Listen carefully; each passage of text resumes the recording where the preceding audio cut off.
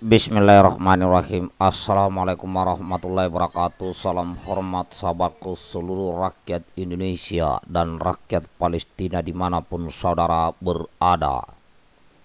Yang belum subscribe silakan subscribe channel yang paling keren ini kawan. Saya sampaikan informasi dari mancanegara Palestina. Ini berita saya ambil dari media online repolita.com dengan judul "Diusir dari rumah sendiri, potret penggusuran warga Palestina di Sheikh Jarrah". Aparat kepolisian Israel mengusir warga Palestina dari pemukiman Sheikh Jarrah, Yerusalem Timur, Rabu 19 Januari 2022.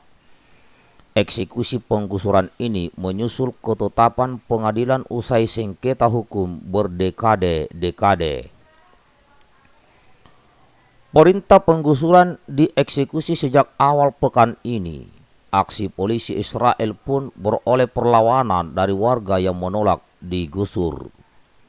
Pada Senin 17 Januari 2022, aparat Israel sempat merangsek masuk permukiman.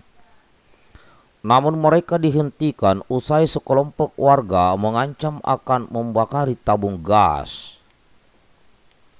Diusir dari rumah sendiri. Aparat kepolisian kembali lagi pada hari Rabu 19 Januari 2022. Kali ini polisi Israel mampu mengusir warga dan mengawal penggusuran. Kepolisian menangkap 18 orang yang disangka melanggar perintah pengadilan, mempertahankan diri dengan kekerasan serta mengganggu ketertiban umum. Bangunan yang digusur adalah milik keluarga Salhia. Ia mengaku membeli properti di Sheikh Jarrah sebelum 1967, tahun ketika Israel menganeksasi Yerusalem. Akan tetapi, otoritas Israel menolak klaim Salhia. Otoritas mengklaim ia membangun rumah secara ilegal di Sheikh Jarrah pada tahun 1990-an. Pemerintah kota Yerusalem mengklaim areal Sheikh Jarrah merupakan zona umum. Tahun lalu pengadilan menegakkan klaim ini dan memerintahkan penggusuran.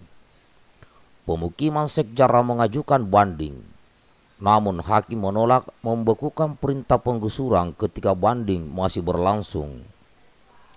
Balai Kota Yerusalem sendiri mengaku akan mengompensasi warga gusuran. Di area Sheikh Jarrah, pemerintah berencana mendirikan sekolah untuk anak berkebutuhan khusus. Israel menguasai Yerusalem Timur dan tepi barat sejak 1967. Penduduk Israel ini tidak diakui oleh sebagian besar komunitas internasional.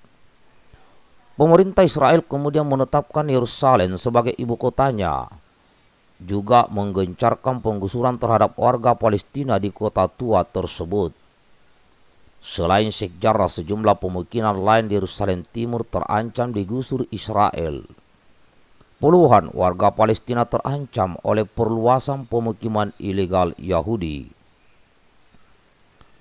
Di lain sisi, warga Palestina dikekang kebijakan diskriminatif yang menyulitkan mereka membangun rumah atau membeli tanah di Yerusalem.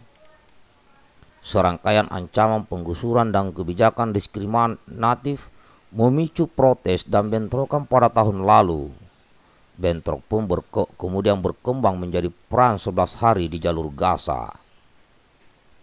Otoritas Palestina sendiri menghendaki Yerusalem Timur sebagai ibu kotanya kelak.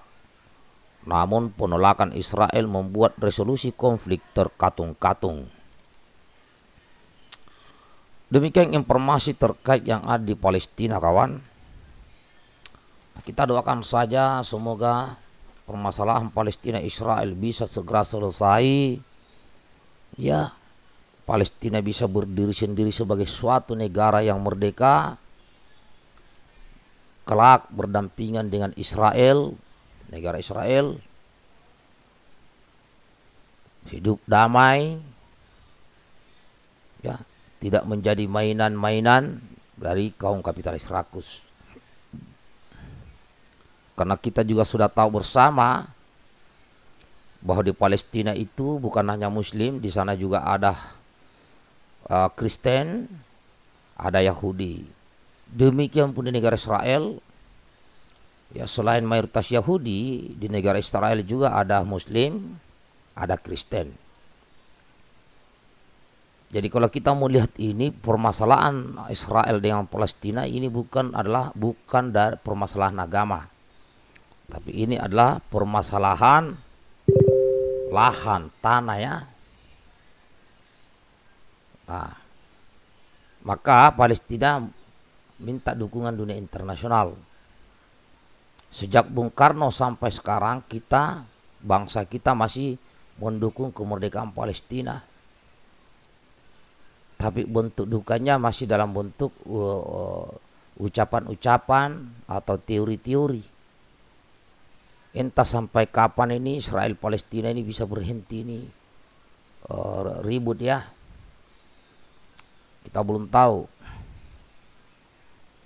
Namun kita berharap dan mendoakan mereka semua agar bisa mendapat kedamaian. Ya. Hidup berdampingan. Negara Israel dan Palestina ini harus ada solusi. Kalau kita hanya teori-teori ya, kalau menurut saya bantuan-bantuan yang ke sana yang memiliki finansial yang lebih juga dibutuhkan, dan diperjelas batas negaranya untuk membangun, bukan lapangan pekerjaan, karena ini menjadi isu internasional, tidak henti-hentinya Palestina dan Israel ini, ya kan? Jadi tidak perlu lagi saudara-saudaraku di sini ribut-ribut, ya, mengkait-kaitkan dengan agama masalah Palestina dan Israel. Ini masalah perbatasan. Karena saya katakan lagi, nah ini penekanan bahwa di Palestina itu selain itu mayoritas Muslim, di sana juga ada Kristen dan Yahudi. Nah, di negara Israel pun demikian. Selain mayoritas dari Yahudi, juga terdapat Muslim dan Kristen. Mereka damai. Jadi kalau ini dimasukkan ke ranah agama berlarut-larut. Ini saja kawan, mudah-mudahan ada manfaatnya dan kita terus mendoakan ya. Mudah-mudahan Palestina bisa merdeka sebagai negara yang diakui seluruh dunia tanpa terkecuali dan menjadi negara yang berdiri sendiri dan warganya menjadi sebuah bangsa yang maju. Demikian kawan, salam hormat buat semuanya. Assalamualaikum warahmatullahi wabarakatuh. Merdeka, NKRI harga mati.